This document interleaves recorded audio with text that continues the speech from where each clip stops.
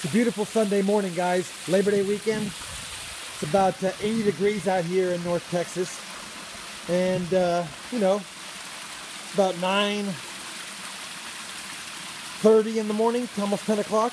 So, very beautiful. Wanted to get you guys another update. It's been a little bit. Some stuff's starting to happen again after the heat. And it's still pretty hot, but at least some things are starting to happen again. I wanted to show you what I got here. So here's my sweet potato plant. It's in a container.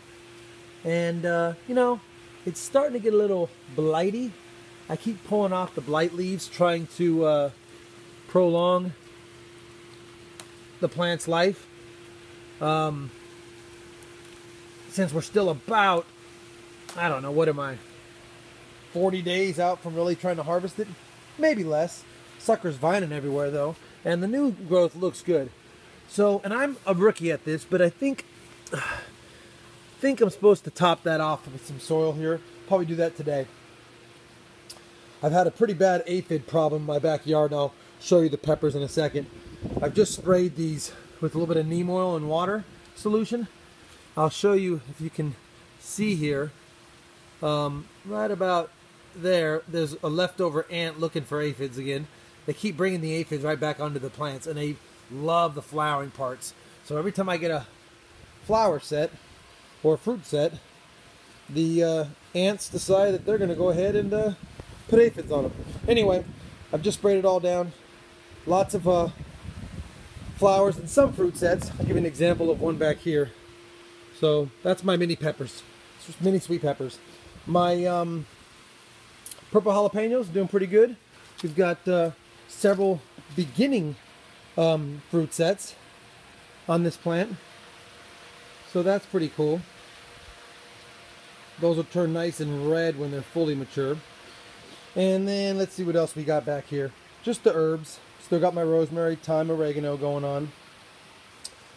The basil is, I can't even harvest it fast enough. I made some rice pilaf last night and put some of my basil in it just to keep going through it. I have a whole jar full of preserved basil, which a jar full is probably one whole plant. I've preserved lots of basil seeds, and you can see it's going to bolting because of the heat again. And I've been preserving the seeds. I'll pull those off when they dry out, and I'll probably have so much basil and basil seed. I don't know what to do with it. But, I mean, if you can't tell, these things... So that's about 2 feet off the ground here, the bed. Not quite 2 feet, probably 1.5 feet where it sits. And it gets up to about 4.5 feet. So these are 3 foot tall basil plants. My second round of grape tomatoes are coming in. You know, these grape tomatoes are kind of weird, guys. Let me show you a few things here if I can pull a few out here. We got one here. Yeah, look at these. They are long. They're different. I've never seen them like that. I don't know if it's because of the heat or the plant set funny, but they're long. And if you go to these ones back here, let me see if I can find them. Oh yeah, here they are. Look at these things. These things are like crazy. It's not even a grape tomato. So, you know, if you recall, my grape tomatoes are store-bought hybrids. And the first round, I got grape tomatoes. Matter of fact, I'll even show you one of the plants still surviving from the first round. You can clearly see these are grape tomatoes. Now this plant's going through its second rebirth. This plant was just about dead. It's one of the original ones, and I've catered to it, and it's coming back to life, and it's producing another round of tomatoes. But that's the same seeds that were these ones.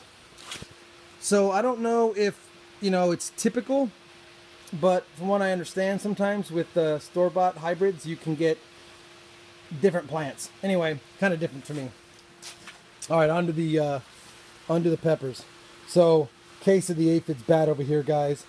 They destroyed my orange Scotch bonnets. Those two plants just have been suffering. They're coming back to life, but I don't know if we're going to get anything out of the rest of the season on them.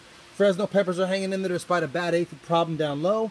I killed them, and looks like they're coming back to life. I pulled some peppers off that.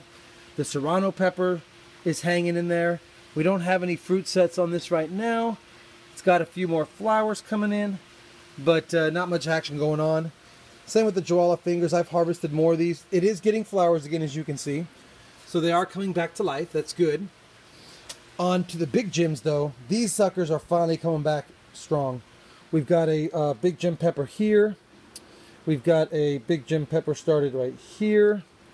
Oh yeah, we got another one up here.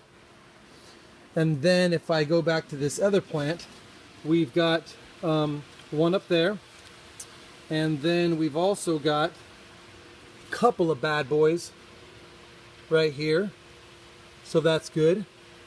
And a lot more flowers coming in. I don't know if I have any more down here. I'll look real quick. Oh, I got a couple of starts. One there. And yeah, that's probably it. Maybe another one started up here as well. Not doing too bad. We're getting some flowers on my Tasmanian Devils again. These are the ones in this corner that we're not getting any flowers at all. Looks like they're starting to come back as well. So the fact that it's been about 90 to 93 versus 98 to 103 the last few weeks, looks like it's starting to let the plants recover.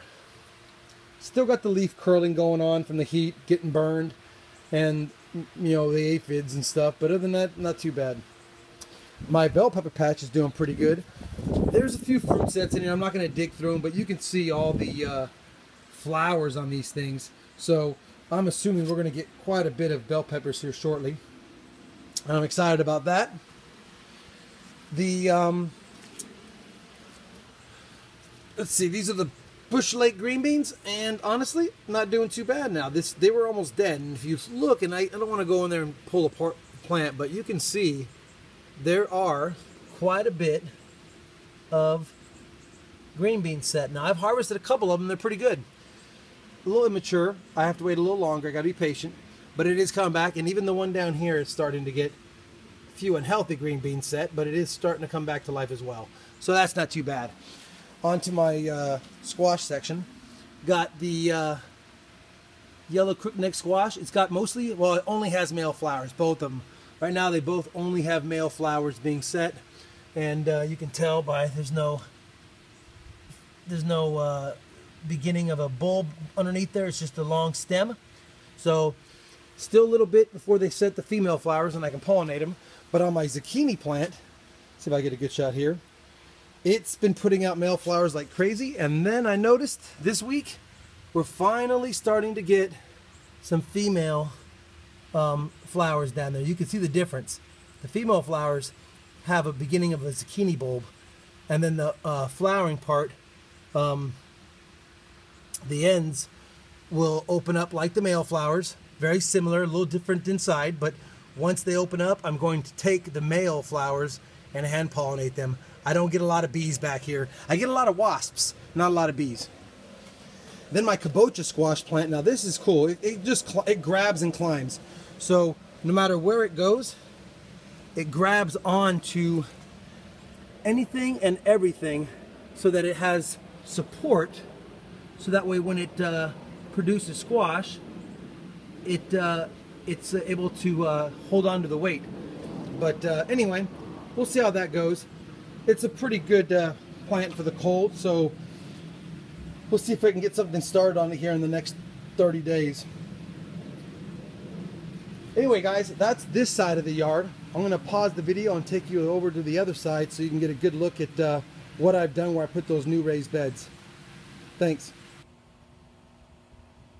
Alright, guys. Here's where I put my other raised beds that I made. My dogs will probably bark when I open this. They don't like the sound the gate makes. Nope, they're getting used to me coming back here. Alright, so you'll remember I put this horseshoe and these beds back over here, and I'm going kind of quick. I apologize, but I wanted to just give you a quick tour. So I put nothing in the horseshoe yet. Still building the soil up. Got nothing back in this corner yet either. I did plant some sunflower seeds here. Haven't sprouted yet, but we've got, let me see if I get a better look. Yeah, we've got a few different varieties in here. Some mammoths, some dwarf ones. Just wanted to get some plants back here to see if I can get some flowering that'll attract some bees. Might be a little late in the season. I mean, it's definitely late in the season. So it's kind of just an experiment to see if they'll come up, how they come up. I've never grown sunflower seeds before, or sunflower plants before. In this corner, I've got some golden bantam corn. Now this corn matures in 60 to 70 days. It stays hot in Texas till about early November, which is crazy, I know. But we're going to see if I can get a quick crop out of these. I've got 4 rows of 3 rows of 4 cross. So every foot I've got a couple of seeds. And we'll see if how that goes. There's 12 plants in 12 square feet, and that's what you want. 1 plant per square feet. Obviously, a 4x4 is ideal for pollination. I don't have a 4x4, I have a 4x3. We'll see how it works. Over here, we've got this tomato plant first. This was one of the ones that was a mystery volunteer tomato in the back. And I relocated over here. It struggled after first relocation, but it looks like it might be coming back alive. You can see the new growth up here. We'll see. If I get nothing out of it, not too much worries. And I started some tomato seedlings inside, and these are those 4 seedlings that I started inside. They're not doing too bad. You know, obviously this one's doing good, this one's doing okay. These were the 2 runts. They're starting to fill out now. It's pretty good. These are the sugar snap pea plants here. I started these indoors. I've already harvested 6 peas off of both of them. This one, you know, the soil, the potting soil was a little wet when I pulled it out of the pot, and the bottom 2 inches broke off. So I shocked the heck out of the roots. It started to die. It may be coming back to life. We'll see. I hope I didn't kill it, but it's definitely not looking that great. So maybe it's just in shock. I'm keeping it moist. Maybe it'll come back to life. On this one, I know it's doing good because I had harvested all the green beans, and we have already got another flower started here, another flower started here, and another flower started here. So I know those were not even forming when I put it out here. So it's going to live, and that's good. Down here, guys, I've got just a nice little row of Swiss chard started. See if I can get a little out of this before the end of the season. You know, the germination rate wasn't too bad. I have a couple spots here that didn't germinate, but you know what? Every day I get another new seedling popping up, so maybe they'll come in. They're just coming a little later. See what I can get out of those. On this side, we've got some Detroit red beets. They're all coming in pretty good, as you can see. I'm pretty happy with them. Got 6 plants. Got 4 green onion plants that are popping up pretty good, and 20 carrots that have now started to take off a little bit. So they're just the finger carrots. They grow pretty quick. They're shallow. This is just a tester. I know carrots are tough to grow. I just wanted to see if I can get a quick crop in on carrots for my first time ever growing them. We'll see how they do. We've got some garlic shoots planted back there coming in. We've got some watermelon radish, guys. I've never grown this. You know, it's funny. I think I've watched a few videos on these, and they look like they're very tasty. And honestly, when I thinned them out, and I still have a little thinning to do. I had about 3 or 4 plants per section. Most of them are down to 1. If there was an obvious front runner, I kept him and I got rid of the other ones. But honestly, on these, when I pulled the little shoots out and I ate them, they tasted really good. So I'm excited to see how those do. On this side, we have a couple of rows of what is this? Oh, Indian mustard. And I don't know if my camera's as shaky as it seems to be, guys, but I'm trying to get this thing. This is a newer setup for me, and I wanted to see how to do with it. But anyway, it appears that this is doing pretty good. We've got another section of garlic back here that I planted. We had a bunch of bulbs that just started having sprouts, and instead of throwing away, I just buried another set of 20 garlic sprouts over here just a few days ago. And then at the very end here, we've got a red potato patch, so to speak. Nothing's come up. It's 2 weeks today since I planted the cut pieces of the eyes off the store-bought one. So we'll see. I let them cure a little bit, so we'll see if they come up. I know it takes 2 or 3 weeks. I buried them a little deep.